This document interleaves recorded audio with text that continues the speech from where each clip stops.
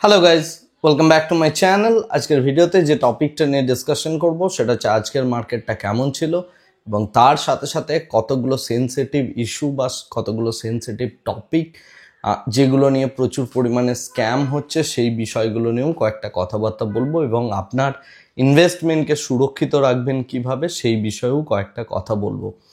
আজকে বর্তমান পেপারে একটা বড় স্ক্যাম ধরা পড়ছে যেটা ওয়েস্ট বেঙ্গলে হয়েছে, মোটামুটি 700 কোটি টাকার কাছাকাছি। রাইট, যে ভদ্রলোক এই কাজটা করেছেন তিনি শেয়ার মার্কেটে বিভিন্ন জায়গায় ইনভেস্টমেন্ট করতে চান ইত্যাদি করে মোটামুটিভাবে 50,000 ব্যক্তির কাছ থেকে পয়সা তুলেছেন এবং সেই পয়সাটা নিয়ে তিনি এবং তার বান্ধবী দুজন মিলে অ্যাকচুয়ালি চলে গিয়েছেন সোজা দুবাইয়ে।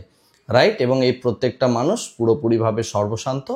ওয়েস্ট বেঙ্গল পুলিশ তাকে ট্র্যাক করার জন্য ইন্টারপোলের হেল্প নিচ্ছেন এবং তাকে যাতে ট্র্যাক করা যায় এবং তাকে যাতে ফিরিয়ে আনা যায় ইত্যাদি বিষয়ে প্রত্যেকটা বিষয় সম্পর্কে একটা জলঘোলা চলছে। এটা আজকে বর্তমান পেপারের মধ্যে বেরিয়েছে। এখন যেটা বিষয় সেটা হচ্ছে এই টাইপের ফ্রড প্রতিনিয়ত হয়ে চলেছে আমাদের শেয়ার বাজারের মধ্যে।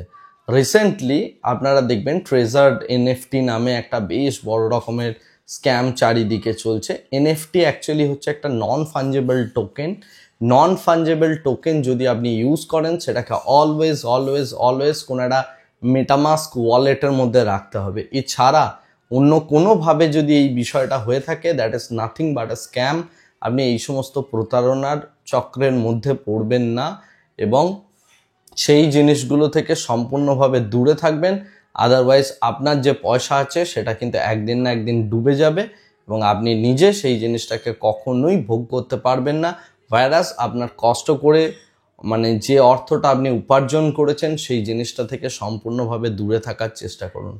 যদি আপনি কোনো মেটামাস্ক ওয়ালেটের মধ্যে কোনো এনএফটি নিতে পারেন এবং সেটা যদি পুরোপুরিভাবে একটা নন ফাঞ্জেবল টোকেন হয় যেটা বেসড অন ইথেরিয়াম ব্লকচেন, এই সমস্ত টেকনোলজিগুলোর উপর বেসড হয়ে জিনিসটা হয়ে থাকে, সেটাকে আপনি যদি আপনার মেটামাস্ক ওয়ালেটে নিতে পারেন তবেই সেই জায়গাটার মধ্যে কাজ করুন। আদারওয়াইজ এগুলো প্রত্যেকটা ফ্রড। অর্ধেক মানুষের এই সম্পর্কে কোনো ধারণাই নেই, না এই টেকনোলজি সম্পর্কে না কোনো কিছু সম্পর্কে। বাট প্রত্যেকে আমরা লোভী হয়ে গিয়ে বিভিন্ন জায়গায় পয়সা ইনভেস্ট করে ফেলি বা কাউকে অতিরিক্ত বিশ্বাস করে পয়সা ইনভেস্ট করে ফেলি। সবসময় একটা জিনিস মনে রাখবেন, আপনার কষ্ট করে উপার্জন করে পয়সাটার একমাত্র ভোগ করার অধিকার আপনার এবং আপনার ফ্যামিলিরই আছে। অন্য কেউ আপনার জন্য কোনো দিন কোনো অর্থ উপার্জন করে দেবে না বা আপনার ওয়েলথকে গ্রো করিয়ে দেবে না। সুতরাং নিজের টাকা পয়সা সমস্ত কিছু নিজের কাছে রাখুন, নিজের ব্যাংক অ্যাকাউন্টে রাখুন, নিজের ডিম্যাটে রাখুন, নিজে ডিসিশনস নিয়ে কাজকর্মগুলো করুন। রাইট, কারণ না হলে আমরা প্রত্যেক ক্ষেত্রেই দেখেছি 5 years 10 years down the line আমি যদি ওয়েস্ট বেঙ্গলের হিস্ট্রি দেখি, প্রত্যেক 10 বছর 15 বছরে একটা করে চক্র আসে, তারা এই ওয়েস্ট বেঙ্গলের মানুষকে সম্পূর্ণভাবে সর্বশান্ত করে সেটা চলে যায় অন্য জায়গাতে। রাইট, এবং এই জিনিসটা কিন্তু কনস্ট্যান্টলি ওয়েস্ট বেঙ্গলে হয়ে আসে। বাট গভর্নমেন্ট কিছু করতে চাইলেও অনেক সময় হয় যেটা গভর্নমেন্টের চোখে আসে না বা অনেকেই হয়তো গুরুত্ব দিয়ে দেখেন না। বাট আপনি যদি সত্যি সত্যি আমার চ্যানেলের মেম্বার হয়ে থাকেন, অ্যাজ এ অ্যাওয়ারনেস এই ভিডিওটাকে প্রত্যেকের মধ্যে সার্কুলেট করুন এবং সার্কুলেট করে সেই জায়গাটা থেকে অ্যাটলিস্ট নিজে দূরে থাকুন এবং আপনার বন্ধু বান্ধব প্রত্যেককে দূরে থাকতে হেল্প করুন। যাই হোক, এরপরে আসছে আমি মার্কেটের কথায়। শেয়ার মার্কেটে এখন মার্কেট অনেকটা ফল করেছে। আজকের ডেটে যদি দেখা যায় 22,000 একটা যে সাপোর্ট, সেই সাপোর্টটা কিন্তু মার্কেট আজকের ডেটে দেখালো। রাইট, গতকাল নাইটের যদি আমরা কথা বলি, অর্থাৎ লাস্ট নাইট আমরা ইউএসএ মার্কেটের মধ্যে বেশ ভালো রকমের একটা ফল দেখেছি। বিশেষ করে তাদের ন্যাসড্যাক, ডাউ জোন্স, S&P 500 প্রত্যেকটা এরিয়াতে কিন্তু ইউএস পুরোপুরিভাবে ধরাশয়ী হয়েছে। আজ সকালে জাপানের মার্কেটও ভালো রকম ধরাশয়ী হয়েছিল। রাইট, বাট আমরা ইন্ডিয়ান মার্কেটের রেসপেক্টে যদি দেখি সেটা 22,000-এর নিচে করলেও 22,000-এর tremendous level of put writing available এবং সেই জিনিসটা থাকার জন্য কল রাইটিং অ্যাভেলেবেল এবং সেই জিনিসটা থাকার জন্য আমরা এই জায়গাটাকে বেশ স্ট্রং একটা সাপোর্ট হিসাবে দেখতে পাচ্ছি। কল পুট দুটোই আছে, পুটের পাল্লাটা অনেকটা বেশি, তো সেই কারণে আমরা কিন্তু এই জায়গাটাকে বেশ ভালো রকম একটা সাপোর্ট হিসাবে দেখতে পাচ্ছি। রাইট, এখন এই যে এরিয়াটা রয়েছে, এই এরিয়াটা সাপোর্ট ততদিন অবধি থাকবে যতদিন না আমরা অন্য স্ট্রাইক প্রাইসগুলোর মধ্যে এই বিন্যাসটা তৈরি হচ্ছে, ততদিন অবধি থাকবে। আমার ধারণা হচ্ছে এই বৃহস্পতিবার অবধি এই প্রাইসটা হোল্ড করে যাওয়া উচিত, অর্থাৎ 22,000-এর যে লেভেলটা আছে সেটা, যদি না কোনো গ্লোবালি কোনো বড় ইভেন্ট কিছু আসে। বাট এই মুহূর্তে সব থেকে ইম্পর্টেন্ট হচ্ছে মার্কেট অ্যাকচুয়ালি দুটো ফেজে বিভক্ত। যদি আমি রিটেলারের কথা বলি বা বড় যারা ইন্টেলিজেন্ট ব্যক্তিত্ব তাদের প্রত্যেকের কথা বলি, যারা মার্কেট পার্টিসিপেন্ট রয়েছেন তারা প্রত্যেকে দুটো ভাগে বিভক্ত। একটা গ্রুপের বক্তব্য হচ্ছে যে না, নিফটি আরও ফল করবে 20,000, কেউ বলছেন 17,000, কেউ বলছেন 18,000 ইত্যাদি অবধি ফল করবে, প্রত্যেকের মতো একটা অ্যাজাম্পশন তৈরি করছেন। আরেকটা গ্রুপ বলতে চাইছেন যে না, এটা হচ্ছে একটা সাপোর্ট এবং এখানে মার্কেট অনেকটা পরিমাণ কারেক্ট করেছে, লেটস মানে বাই ইট, শুধু বাই করা শুরু করে দাও এরপর থেকে, কারণ এই জায়গাতে মার্কেট অনেকটা ফল করেছে। আমি একটা কথা বলতে চাই এই জায়গাটাতে, সেটা হচ্ছে যে এই সময়ে আপনি দেখবেন প্রচুর বাইরে থেকে যারা মানে এফআইআই আছে, তাদের যারা মানে তাদের যে সমস্ত বডিগুলো রয়েছে, তারা প্রত্যেকেই এই সময় প্রচুর রিপোর্ট পাবলিশ করবে যে ইন্ডিয়ান মার্কেট রেজিলিয়েন্ট, ইন্ডিয়ান মার্কেটে কিচ্ছু হবে না, ইন্ডিয়ার মধ্যে একটা লং টার্ম গ্রোথ স্টোরি আছে, ইত্যাদি ইত্যাদি ইত্যাদি ইত্যাদি। কেন? তার কারণ হচ্ছে তাদের শেয়ারগুলো সেল করতে হবে, রাইট? আজকের ডেটেও যদি আমি দেখি 3,500-এর কাছাকাছি, 3,500 কোটি টাকার কাছাকাছি এফআইআই সেলিং হয়েছে এবং ডিআইআই যথারীতি 4,800 কোটি টাকার বাইং করেছে। আমি অলওয়েজ এফআইআই ট্র্যাক করি, বিকজ আমার মনে হয় দে আর দ্য মার্কেট মেকার, কারণ ওদের হাতে পাওয়ারটা অনেক বেশি কম্পেয়ার টু ডিআইআইস, বিকজ তারা ডলারে ইনভেস্টমেন্ট করছে, তারা কারেন্সি ডেপ্রিসিয়েশন করিয়ে দিতে পারে, আদার বিভিন্ন রকম জায়গায় কোরিলেশনগুলো কিন্তু তারা স্থাপন করতে পারে। এ নিয়ে আমি বিস্তর আলোচনা করেছি এর আগে আমার চ্যানেলে, প্রচুর এফআইআই ডেটা নিয়ে আমি পুরো ডিসকাশন করেছি। আপনি যদি সেই ভিডিওগুলো না দেখে থাকেন তো আমার পুরনো ভিডিওগুলো দেখলে আশা করি বুঝতে পারবেন যে সিকোয়েন্সিয়ালি যখন এফআইআই সেল করে কি লেভেলে সেলিং করে, সিমিলারলি এফআইআই যখন বাইং করে এর থেকেও বেশি স্পিডে বাইং করে, রাইট? মার্কেটে এখন ঘটনাটা কি ঘটছে? মার্কেটে যে ঘটনাটা ঘটছে, কন্টিনিউয়াসলি এফআইআইরা সেল করে যাচ্ছে এবং ভালো ভালো রিপোর্ট পাবলিশ করে যাবে। আপনি যত এই সময় দেখবেন প্রচুর অ্যানালিস্ট থেকে শুরু করে টিভি অ্যাঙ্কার প্রত্যেকে আপনাকে শেয়ার চিপকাতে থাকবে, রাইট? এবং শুধু ইন্ডিয়ার ভালো স্টোরি আছে, ইন্ডিয়া এইখান থেকে মার্কেট বাউন্স করবে ইত্যাদি ইত্যাদি সমস্ত কিছু স্টোরি কিন্তু সেল করা হবে। রিজনটা হচ্ছে একটা, সেটা হচ্ছে মার্কেটের লিকুইডিটি চাই। বাট স্টোরিটা সেল হলেও কন্টিনিউয়াসলি এফআইআই সেলিংও কিন্তু বজায় থাকবে। সেই দিনে গিয়ে এই স্টোরিটা বা এই জায়গাটা অ্যাকচুয়ালি ঠিক জায়গায় পরিণত হবে যখন আপনি দেখবেন যে মার্কেটের যারা অধিকাংশ পার্টিসিপেন্ট আছে, আমি অধিকাংশর কথা বলবো, আমি হয়তো আপনার কথা বলছি না বা কোনো পার্টিকুলার ব্যক্তিত্বের কথা বলছি না, অধিকাংশ পার্টিসিপেন্ট যতক্ষণ না বিরক্ত হয়ে গিয়ে, ফেড আপ হয়ে গিয়ে নিজের পোর্টফোলিও সেল করছে, ততদিন অবধি এই সেল অফটা চলবে। এবং এই সেল অফটাকে বোঝার দুটো উপায় আছে। একটা হচ্ছে ভ্যালুয়েশন, যখন শেয়ারের ভ্যালুয়েশন প্রচুর ডিপ করবে সেই জায়গাটা হচ্ছে ইম্পর্টেন্ট। আর সেকেন্ড হচ্ছে ভিক্স। আপনি দেখবেন এর আগে যতবার মার্কেট ফল করছে হঠাৎ করে ভিক্স স্পাইক করেছে, কিন্তু এখন মার্কেট ডিপ করছে অথচ ভিক্স কিন্তু স্পাইক করছে না। তার কারণ হচ্ছে কি, একটা মানুষের মধ্যে যে ফিয়ারটা আছে, আমরা অনেক সময় ভিক্সকে বলি ভোলাটিলিটি ইন্ডেক্স বা ফিয়ার ইন্ডেক্সও বলা হয়ে থাকে। তো ভিক্সের ক্ষেত্রে ব্যাপারটা কি, ভিক্স এখন দেখবেন 13-14 এই লেভেলটার মধ্যে রয়েছে। তার কারণ কি, মানুষের মধ্যে ফিয়ারটা অনেকটা চলে গিয়েছে, মানুষ এখন হয়ে গিয়েছে হোপলেস, রাইট? যারা পোর্টফোলিও হোল্ড করছেন, বড় বড় পোর্টফোলিও, তার একটা জেদ ধরে বসেছেন যে না, আমি পোর্টফোলিওটা সেল করব না, দেখি কতটা পড়তে পারে।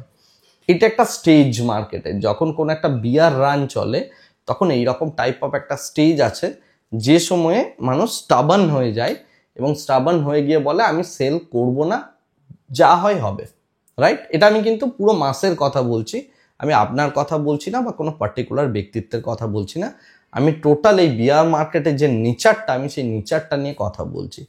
তো সেল করবে না, ভালো কথা, মার্কেট আরও ফল করবে করবে করবে করবে করবে। আমি বলছি না যে এখান থেকে কালকে সকালেই ফল করবে, আমি সেটা বলছি না, আমি জাস্ট ফেনোমেনাটা বলছি বা ঘটনাটা বলছি।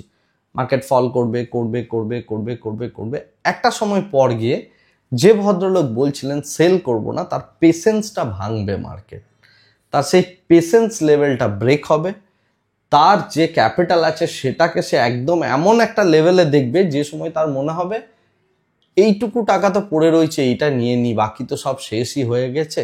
মনে করুন কারো 15 লাখের পোর্টফোলিও আছে স্মল ক্যাপ অ্যান্ড মিড ক্যাপে, আমি স্মল অ্যান্ড মিড ক্যাপের কথা বলছি পার্টিকুলারলি, কোনো মানে একজন যিনি শেয়ার মার্কেটের জ্ঞান আছে, যিনি সম্পূর্ণভাবে প্রত্যেকটা জিনিস ব্যালেন্স আউট করেন, large cap small cap mid ক্যাপের রেশিও মেনটেন করেন, বিভিন্ন রকম মানে সেক্টর ওয়াইজ দেখে দেখে দেখে দেখে পোর্টফোলিও বিল্ড আপ করেন, এরকম কোনো কনস্ট্রাকটিভ পোর্টফোলিওর কথা আমি বলছি না, আমি ইন জেনারেল কমন একটা মাসের কথা বলছি, যে মাসটা হচ্ছে এই পয়সাটা লাগিয়ে দিলাম, বড় পয়সা তৈরি হবে প্রথমেই শেয়ার বাজারে, এই স্বপ্ন থেকে যারা এসেছিল। তো এই সিনারিওসটা যখন হচ্ছে, মার্কেট যদি ফল করতে থাকে, আপনি দেখবেন মিউচুয়াল ফান্ডও ফল হতে শুরু করেছে। একটা টাইম যাবে যে সময় গিয়ে এই প্রত্যেকে যতজন ছিলেন তারা প্রত্যেকে শেয়ার বাজারকে গালাগালি দিতে শুরু করবেন, ফালতু মার্কেট বলতে শুরু করবেন, এবং একটা করে ক্লিক করে করে নিজের শেয়ারগুলো সেল করতে থাকবেন, যে যেটুকু টাকা বেঁচে আছে অ্যাটলিস্ট এইটুকু টাকা আমি নিয়ে যাই। দ্যাট ইজ দ্য টাইম যে সময় এফআইআই বাইং শুরু করবে। এবং এটা একজন দুজনের কথা বলছি না, যখন ওভারঅল টোটাল মাসটা করবে সেই সময়ের কথা বলছি। বিকজ এই মুহূর্তে ইন্ডিয়াতে প্রচুর ব্যক্তি আছেন যারা অ্যাকচুয়ালি প্রচুর পরিমাণে টাকা রয়েছে, এই ডিপগুলোকে বাই করছেন। বিশেষ করে আপনি যদি দেখেন গুজরাতি যে সমস্ত ব্যবসায়ীরা আছেন, মারোয়াড়িরা যে সমস্ত ব্যবসায়ীরা আছেন, অর্থাৎ ওয়েস্ট বেঙ্গলের বাইরে বলছি, যারা বড় বড় কাপড়ের ব্যবসায়ী, বিভিন্ন ইন্ডাস্ট্রিয়ালিস্ট, তাদের জ্ঞান হয়তো নেই কিন্তু প্রচুর টাকা আছে, তারা কিন্তু মার্কেট ফল করেছে, তারা ওই একটা ফোনে 1 কোটি টাকা ঢুকিয়ে দিতে পারে, এরকম ব্যক্তিত্ব যারা আছেন আমি তাদের কথা বলছি। তো সেই টাইপের ব্যক্তিত্বরা যখন দেখবেন আরে দূর, এই তো পয়সা তো নষ্ট হয়ে যাচ্ছে, তিনি হয়তো মার্কেটের খবরও রাখেন না, কারোর একটা টিপসে বা কারোর একটা ফোন কলে কাজকর্ম করেন, তো সেই সমস্ত ব্যক্তিত্বরা যখন সেল করতে শুরু করবেন এবং এটা একটা ভারী মাত্রার শেয়ার, সেটা যখন ম্যাক্সিমাম এই টাইপ অফ রিটেলরা সেল করতে শুরু করবেন, সেই সেল অফটা কিন্তু ধরবে হচ্ছে এফআইআই। এবং তখন দেখবেন প্রচুর ব্যক্তি আছে যারা নিজের মিউচুয়াল ফান্ডও সেল করবেন, বিভিন্ন কিছু সেল অফ শুরু হবে, সেই জায়গা থেকে এফআইআই বাইং শুরু করবে, এবং যারা ইন্টেলিজেন্ট ইনভেস্টার তারা কিন্তু সেই জায়গায় একটা বাইং শুরু করবেন, and that will B A 2 months to 3 months or 6 months accumulation phase. তো এইরকম টাইপের একটা ফ্ল্যাট স্ট্রাকচার অ্যাকুমুলেশন ফেজ আসবে ইন্ডিভিজুয়াল স্টকের মধ্যে, বাট নিফটির মধ্যে সেখানে আমরা একটা ছোট্ট এরকম হেলদোল হতে হতে উপরের দিকে দেখতে যেতে শুরু করব, নিফটিকে বটম ফর্ম করে। তো এই টোটাল ফেনোমেনাটা কিন্তু ঘটবে। সুতরাং এটা হতে চলেছে আগামী 6 মাসে, হতে পারে 1 বছরের মধ্যে হতে পারে, যাই হোক আমার যেটা ধারণা, আমার যেটা অ্যানালিসিস, এই টাইপ অফ জিনিসপত্রগুলো ঘটতে চলেছে। সুতরাং আপনি আমাকে পরে এই কথাটা বলবেন না যে আমি আপনাকে ওয়ার্ন করিনি, বা আপনি এখানে ইনভেস্ট করে দিয়েছেন ইত্যাদি ইত্যাদি, পুরো ক্যাপিটালটা নিয়ে এসে ইনভেস্টমেন্ট করে দেবেন না। যদি ইনভেস্টমেন্টের আপনার ইচ্ছে থাকে, একদম ভীষণ ইচ্ছে করছে যে না এটাই বটম, আমার কনভিকশন এটাই বটম, এই বটমটাতে আমাকে বাই করা উচিত, আপনার যা ক্যাপিটাল আপনি 5%, 10% এরকম করে প্রত্যেক 1000 পয়েন্ট ডাউনে আপনি ভরতে থাকুন, হয়তো আপনি 10% করে দিন, রাইট? সেইভাবে আপনি জিনিস করতে পারেন আদারওয়াইজ। এবং সেক্ষেত্রে আপনি যদি করতে চান এই জিনিসটা, তাহলে আপনি নিফটি বিজে যেতে পারেন। আদারওয়াইজ স্টক স্পেসিফিক হয়ে কাজ করার মতো টাইম এটা বলে আমি মনে করি না, তার কারণ ম্যাক্সিমাম স্টক ওভার ভ্যালুড পজিশনে রয়েছে।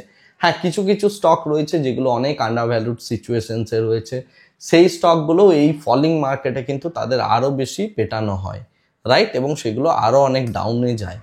আমি এটা বলছি না যে এটা বটম নয়, আমি এটাও বলছি না যে এটা বটম, আমি যেটা বলতে চাইছি সেটা হচ্ছে টোটাল মার্কেটের ফেনোমেনা বা সিচুয়েশনসটা কোন দিকে যেতে পারে বা সিচুয়েশনসটা কোন দিকে যাচ্ছে।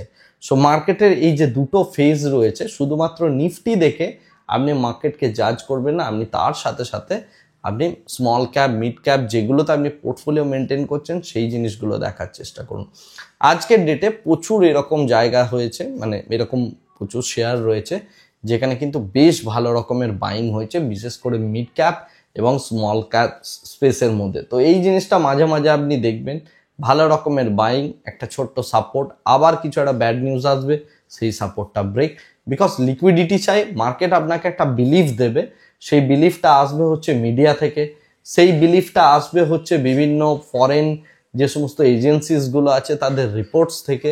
এইগুলো থেকে আপনাকে একটা করে বিলিফ দেওয়া হবে যে না, দিস ইজ দ্য বটম, এবং এখান থেকে ঘুরবে, আপনি লং টার্ম ইনভেস্টিংয়ে যান, আর তারপরেই সেই বটমটা ব্রেক করবে।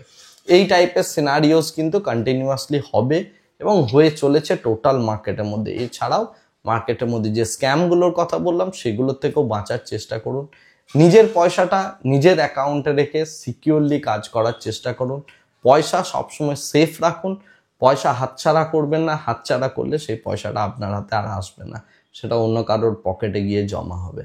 রাইট? আশা করি বোঝাতে পারলাম আমি কি কি জিনিসপত্রগুলো বলতে চাইছি বা মেসেজটা অ্যাকচুয়ালি কি।